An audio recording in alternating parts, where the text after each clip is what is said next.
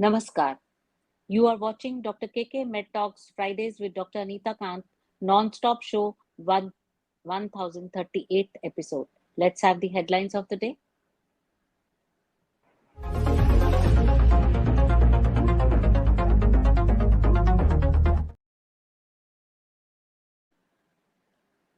Study links low oxytocin levels to symptoms of polycystic ovary syndrome. Imbalance in gut microbiota leads to PCOS and endometriosis and affects the mental health of women. 8 out of 10 women report PCOS impact on self-esteem study. Higher suicide risk in women with PCOS, says study. Recent study revealed that drinking coffee daily linked to decreased PCOS risk. So let's go to the topic of the day.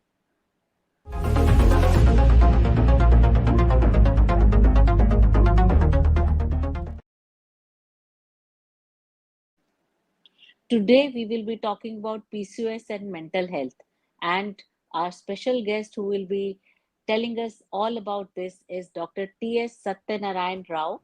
Dr. T.S. Satyanarayan Rao is a distinguished professor emeritus in psychiatry at JSS Academy of Higher Education and Research. With decades of experience in clinical psychiatry, research and teaching, he has made significant contributions to mental health care in India. His expertise spans a wide range of psychiatric disorders with a particular focus on mood disorders, geriatric psychiatry, and psychopharmacology. Dr. Rao has published extensively in national and international journals and has been a key figure in shaping psychiatric education and practice, fostering advancements in both academic and clinical psychiatry. Welcome, Doctor. Welcome so much to our show today. Thank you so much Let us for this invitation. welcome. So let us start talking. Today we will be talking about PCOS and mental health. So the first question that we've got these questions from viewers, and I'm putting the first question to you. What is polycystic ovary syndrome, and how does it affect mental health? Of course. In gynecological practice, this is one of the very common syndrome one comes across. I'm married to a gynecologist. That way, I'm frequently referred some of these cases for handling associated problems. We are all well aware that we have a life cycle where certain changes happen, and particularly when we are talking about girls or women, well accepted concept is reproduction, menstruation, associated issues. There are different types of criteria are there, but the important issue is there are certain changes in ovarian function. People have documented certain cysts, maybe additional, more or less, maybe, and because of certain changes, whole lot of issues happen. One of the most important thing is actually, in fact, say when we are trying to talk about puberty and adolescence, there are a lot of things like maybe acne, some hair growth, or maybe eating disorders, and psychologically being little reactive, feeling sad or feeling high, and many of these type of things are common. We all attribute these are all like almost like adolescent related changes, but sometimes we need to differentiate whether it could be related to something organic, and that's where actually the gynecologist will elaborately evaluate the individual for any changes that are happening. So this is related to few of the hormonal changes which actually we see, maybe something like increased androgen like effect, and maybe because of range of things. Of course, one in the high headlines you mentioned about nowadays we are talking about eating and other related disorders, a strong association, how it is actually will look into. Plus, few of the other things are related to metabolic syndromes. This is something like maybe putting on weight and eating disorders to, in fact, mental health related issues. Each contribute to certain cluster of symptoms, which you call it as polycystic ovarian syndrome. So, what are the common mental health issues associated with polycystic ovarian syndrome? See, but one important point is stress is actually a common factor for so many disorders. In fact, stress means both healthy stress is there, but something which actually makes us uncomfortable, distress, and in fact, that's what I call as distress related to the stress.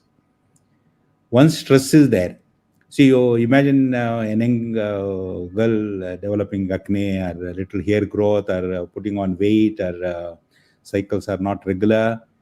Automatically, one is the family, friends, and her own anxiety related to each of these things. Extremely common stress, what we talk about. In adults, maybe after adolescent, this becomes one of the very important issue, mainly because issue of marriage and whole lot of other such things also come into the picture. Already married, infertility and other related issues get into the picture. So the common thread is there is increased stress. Increased stress leads to anxiety, depression, and in fact, I can quote any number of cases where, including strong suicidal and other related ideas which go along with that, uh, ultimately leading to low self-esteem and other related symptoms. In fact, each of these, whether we are talking about stress in general, mood changes, what which accompanies this particular disorder, or what we basically call the self-esteem and such other related things, they all contribute to specifically establishable syndromal pattern to common general anxiety, depression, and other related things. So, Uh, yes, yes, yes, continue, sir. PCOS Yes, is yes, very strongly that way associated with psychological distress. yes, yes. Sir, I remember there was a young girl, due to her religion, they don't cut hair in her religion. So she almost had a beard, and she would refuse to go to college. And she was admitted with acute depression. So the physical changes that happen, the severe acne, because the male hormones in PCOS, or the hair growth, especially in visible areas like the facial hair, and the excess weight gain, which is really sometimes out of proportion. So, because of the peer pressure, do these girls tend to become more moody and more problematic? Yes, yes. One of the very common things what we have observed is one is the body image. Everybody is very much concerned. See, Yes, one of the very common observation, particularly among girls, particularly among that puberty adolescent is, they are very much concerned about body image. Add to this cosmetic changes. yes, These two things they make a deadly combination, and they are seeing her own friends who are there, and even in the class, teachers, and in the family, you are like this, you are like that, and a whole lot of such is. In fact, in fact, one of the characteristic term I can use here is bullying. Literally drives these girls into a whole lot of things. And extremely common this thing is actually there's anxiety and what we basically call depression. And because of this low self-esteem is, in fact, they withdraw themselves, don't mix with people, and don't come out. That adds further to the increasing weight, eating, and such other related problems. But basically, what we have seen, majority of the people in this particular age group avoid eating because we'll put on weight like that. You imagine, actually, she is putting on weight for a range of reasons other than actually food itself. They will not be able to understand why this is actually happening. Why this is happening to me alone? Why actually, in fact, I should suffer in this particular fashion? Why I should be the butt of ridicule from others? So these are all very common in this particular age group. And my anxiety is related to married people. See, in many of the families, particularly, many people believe that in the movies and all, they have seen that boy and girl go out for a walk, and next day she is already vomiting. And in certain families, immediately after marriage, the whole concern is actually conceiving. This infertility issue is something very, very common. I actually particularly deal with psychosexual issues, and not getting pregnant is one of the most common problem, and for which again we have to very often refer them to the gynecologist and get the help done. So when we are talking about that particular age group, bullying, that particular term is very characteristically explains things. Yes, I agree. So there are a lot of hormonal imbalances in polycystic ovaries, like, Hmm. estrogen is in excess, and like I said, androgen is also in excess. So do these hormonal imbalances also play a role in mental health issues? Absolutely. In fact, one of the very characteristic this thing is, see, one is you have mentioned about hyperandrogenic state and maybe estrogen to some extent. But when somebody is put under stress, automatically it triggers a whole lot of what we call as say hypothalamo adrenal axis we call. That means what is happening in the brain, what is happening in that whole axis up to that means each and every system is involved in our body. So there are three important, maybe you call it as neurotransmitters or hormones, which actually create difficulties. One is this cortisol. See, ultimately, whether we are talking about androgens or estrogens, they have been shown to have a significant impact on what we call as the cortisol production. Whether cortisol excess is actually responsible or it is only effect what we are seeing, may be a little difficult to answer at this particular juncture. But all said and done, all the things what we are talking about, either we are talking about appetite, mood changes, self-esteem to other related things, this cortisol is one of the extremely important problem. The second one is actually the adrenaline, norepinephrine. See, these are all sympathetic system related. That means automatically they increase anxiety and a whole lot of related syndromes. And another neurotransmitter which gets affected is actually serotonin. There is a relative balance. Something increase here means automatically there is a decrease in serotonin. Serotonin is one of the very responsible cause for what we call depression. As a psychiatrist, let me just elaborate another one small point there. See, when we say in the environment there is some particular problem is there, which is triggering anxiety and depression in me. Say, take an example, classic, failed in the exam, maybe loss in the business, or maybe a divorce, or this one, that each of these type of things actually create quite a bit of difficulties. So this is what you call as situation related or actually the reactive form of depressions and things like that. But lot of changes that happen endogenously. In fact, this is what you call as endogenous depression. This is because of that hypothalamo adrenal axis involvement, and this produces whole range of changes. Let me tell you very briefly. There are a few criteria which have been very clearly established in international classifications. One is appetite changes, weight changes, the bowel and bladder related symptomatology, menstrual related problems, strong suicidal ideas, diurnal variation, wherein symptoms are more in the morning hours. So these are all very classically established changes. And libido, significant decrement in sexual interest and arousal. More particularly, this is a common terminology we use as far as the females concerned nowadays in classification. So all of these type of things are attributed to one is this is one. You add to this, there is a testosterone. See, testosterone is a hormone again. See, in case of a boy, issues are different.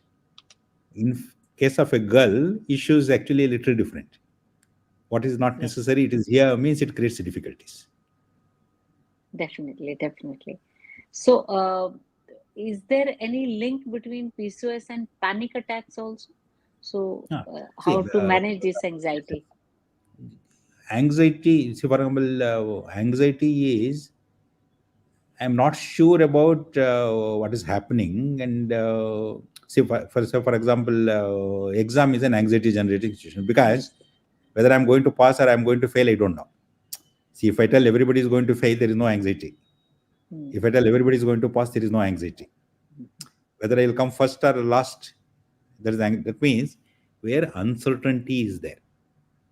So anxiety has psychological symptoms. It has autonomic and other physiological symptomatology. Panic is nothing but very acute anxiety presenting in far excessive fashion. See, because of which each and every system is functioning at a very high level. What it means is, say, for example, take an example, heart. It is beating very fast, and it may be skipping one or two beats. And many of those type of symptomatology, person will feel actually terribly little this thing. He may get that floating sensation. Maybe if I feel I'll collapse, and a whole lot of gut feelings, and feel like running to the toilet, and a whole lot of other such things happen. What it means in general is actually anxiety in a bigger fashion in a very short time if somebody experiences what we call it as panic. All anxiety disorders are associated with panic also. But if panic symptomatology becomes a very dominant picture, now we call it them as a panic disorder itself, in the sense that this is one of the things which is presenting it in a very significant fashion. What it means is, again, from the treatment point of view, certain types of drugs what we give in a generalized anxiety disorder is a little different from in panic disorder, where we need to control the symptomatology very fast. So, like you mentioned, these individuals who have PCOS, they have infertility issues also. So, naturally, here the bullying is from the relatives and Mm. the elders in the house. It may be their own parents or their in-laws who would want, conceive early, we want a grandchild or whatever. So, how can they cope with this emotional stress which is due to their PCOS? Yeah, it's a, one of the most first what we actually advise them is forget about getting pregnant. See, all the time you are thinking about getting pregnant. See, I have come across ladies with every onset of menstrual cycle, they become so panicky and so disturbed because again the whole cycle has to be repeated, and so many explanations have to be given to the family members. So when we are talking about management of this one, first non-pharmacological and behavioral techniques we have to follow is actually helping them understand the whole issue involved. Second one, range of relaxation techniques are there. Whether somebody talks about yoga or Jacobson's progressive relaxation technique or many other such other things. Other behavioral techniques like positive viewing and future and other related aspects. How actually this is one of the problem at this particular juncture, which can be improved. So there are some issues are there, problems are there. That means first take the individual that anxiety out of this particular pregnancy. Many of them actually once they become engaged with certain other activities, they become pregnant. More they actually feel you should become pregnant, they will not be becoming pregnant at all, mainly because that itself acts as one of the major stress factor which interferes with ovulation and a whole lot of problems. That is one. Bringing the relatives and involving the family is extremely important. In many of the cases, parents, maybe in-laws, husband, other relatives, they do come, and when we do this family counseling and all of that, we have found a very positive and good response in many of them actually. But in certain, maybe in certain communities, in certain families, where getting the baby immediately is actually one of the whole important issue, that becomes one of the major common problem. And you add to this another this thing. Oh, she has taken some psychiatric treatment, some psychiatric help, and all means. In fact, that becomes one of the major stigma factor. Actually, some of them. I believe she has taken treatment earlier with you. They don't even understand that this is common problem, and this is extremely understandable situation. But some of them may not really understand this. That means whole issue here is actually whether we have to use marital therapy when we are talking about husband and wife, or family therapy when other relatives are involved. Individual therapy to the individual to make her understand. In fact, educating her itself takes care of 50% of the problem. That's what I can say. Yes, I agree about this because everybody is going through stress, not only PCOS patients, Yes, yes, everybody is yes. going through stress. So Exactly. involving the family is extremely important. Mhm. In fact, very recently, they were almost talking in terms of divorce. They are from this particular place. And this particular girl, of course, we had treated her for some epileptic type of this thing long back, more than 14, 15 years ago. She has not conceived. That's all the whole issue. But when we got the husband, he was a quite understanding fellow, and now she has conceived and already now about 2 months or so. What I am trying Okay. to tell, yeah, all the families are not bad.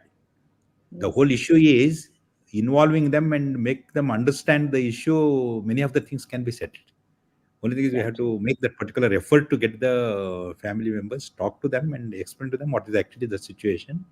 More pressure you put, more difficult it will become. Actually, in fact, that makes wonders. Yes, I agree about that. And sometimes in PCOS, they tend to eat more. Emotionally, they're upset, and emotional eating is there excessive. So, Yes, can that also be taken care of by absolutely, some absolutely. strategies? Particularly in young ladies and middle age. See, one of the classic examples sometimes while teaching students, we use this example. Say, when you fought with your husband, do you eat? They don't. Once he goes out, they'll empty the fridge completely. You got the point. So, psychologically, Okay. eating itself is one of the what we basically call relaxing activity for many ladies. There are two ways actually this can be explained. One is people don't eat, but many of the times, particularly PCOS, when we are trying to talk about this binging, in fact, this particular terminology, what we call as binge eating disorder, in recent DSM classification, there is a special category for this itself, or binging itself, what we call as just like anorexia nervosa, there is something called as bulimia nervosa. In bulimia nervosa, what happens is actually it is one of the established syndrome wherein individual eats at certain occasions excessively for a certain length of time, feels guilty about it, then either purgates or vomits or does a lot of things and tries to avoid food. This is one aspect of it. In binge eating disorder, this anorexic type of symptoms may not be there. But there are certain occasions when put under stress, eating is one of the very important way actually they try to overcome their anxiety or stress. So I am trying to differentiate two things. One is actually bulimia nervosa, where this is the other phase of this anorexia nervosa. For example, there may be a lady. These are all actually what we call as body image disorders. Mhm. Somebody almost might have become skin and bones, but all said and done, she still believes that she is actually overweight. They try to avoid Yes. food. So Yes. they actually a whole lot of pathological processes that happen there. Bulimia is another wherein actually, say for example, they're avoiding food for pretty length of time, and then at one particular day, maybe one particular week, she will eat so much that automatically all the advantages what she received earlier it will be lost actually in that particular time. Then they feel Yes. guilty and whole lot of processes they try to induce. So it is a classical syndrome where anorexia, bulimia, eating, both of the things will go. Binge eating, it is eating alone to overcome the stress. Very classically this is. And automatically we are all well aware, we have this gut neurohormones are there. Ultimately, eating is related to, as far as the brain function, two things. One is there has to be something to control our appetite. Otherwise, we keep eating. Yes. I Other thing agree. is actually what we basically call to induce appetite. There are certain things necessary. So in our body, there is a whole balance. This is going on actually. After I eat something, and I'll not eat beyond that for various reasons maybe. But this particular control mechanism, that balancing mechanism, is gone in certain individuals because of certain hormonal changes. And this has been attributed to again presence of testosterone, to cortisol, to a lot many other hormones. Hormones. It is almost difficult to pinpoint this is alone which is producing all this difficulty. Something biological, something. Sometime back, I was reading about an article, epigenetic phenomenon, in the sense that it is there from the beginning itself. There are some people prone for this, Mhm. Yes, I agree. so they try to imply that. So, how does lack of sleep due to PCOS symptoms affect the mental health? See, PCOS symptoms, lack of sleep, any depression disorder, sleep depression is one of the common this. You talk about any anxiety disorder, sleep disturbance is common. When anxiety alone is present, there may be difficulty in getting sleep. When we say depression, We told you that reactive, that means something situational, environmental related. Individual feels a little tired and all of that, but may find excessive sleep and all of that. But in case of endogenous depression, what happens is early morning awakening. See, if somebody was getting up usually at say 7 o'clock, now getting up at 6, getting up at 5, getting up at 4. 4 o'clock is actually one of the very classically used terminology here, because as and as earlier the awakening, it indicates the presence of depression and anxiety. The two major depressive disorder. Almost like what we call one variable which can be highly diagnostic of endogenous depression is actually this early morning awakening. If somebody says that this is actually the symptomatology, then I'm very anxious in the whole of the morning and I feel better only at 10 o'clock, 11 o'clock, 2 o'clock, 4 o'clock in the evening. This indicates that this particular individual is suffering from another major depressive disorder. So it should be treated. That is one aspect of it. Second one, see, the whole range of hormones are involved in this process, actually, what we are trying to talk about.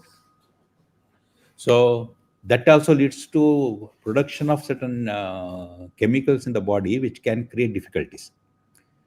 There is another problem. If those who are putting on weight, obesity with what we call as respiratory syndromes are there, that anoxia acts as an appetite triggering agent, and people keep eating, and one of the well established clinical syndrome linked to that way. So PCOS, some of the respiratory disorders, and what we basically call obesity, they have a very strong relationship to each of these type of things. And sleep disturbance automatically affects a whole range of what we basically call metabolic processes, and this is one of the reasons why metabolic syndromes are extremely common among these individuals. The insulin, which is supposed to act properly here, won't act. The insulin resistance, what we talk about, Yes, to yes. other metabolic syndromes, are extremely common among these individuals.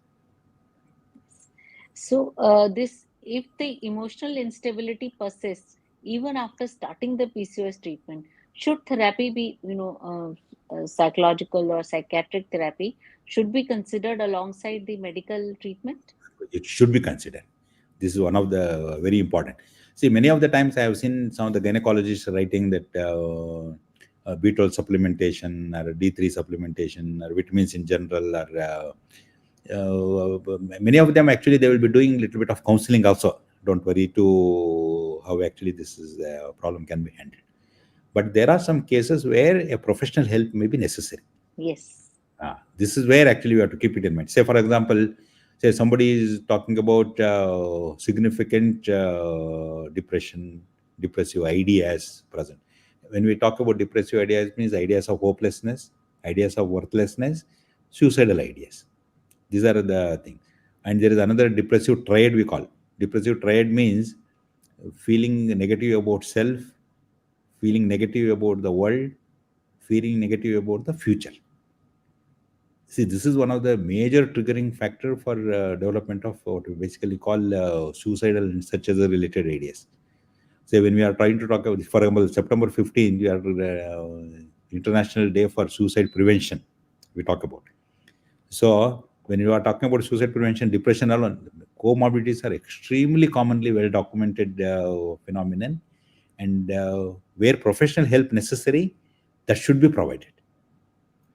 Many of the right. time counselors with certain psychological therapies they can do, but sometimes even role of antidepressants to other pharmacological treatments are also necessary, that should be done.